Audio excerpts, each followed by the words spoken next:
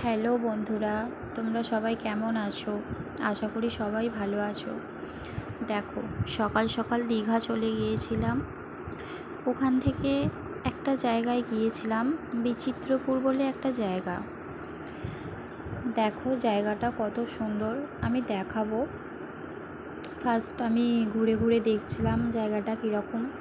তো আমার তো খুব ভালো লাগলো।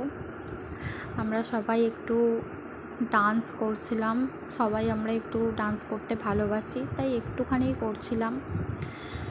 তো দেখো তোমরা, এটা যাচ্ছিলাম বিচিত্রপুর বলে একটা জায়গা আছে, তো নৌকা করে যেতে হয়। যাচ্ছিলাম এটা বোটে করে। দেখো তোমরা কত সুন্দর জল, আর জায়গাটা তো খুবই সুন্দর লাগছে। এইটা হচ্ছে বিচিত্রপুর, পৌঁছে গিয়েছিলাম। আশা করি তোমরা যদি ঘুরে আসো তোমাদেরও খুব ভালো লাগবে। আমাদের তো খুবই ভালো লেগেছিল জায়গাটা।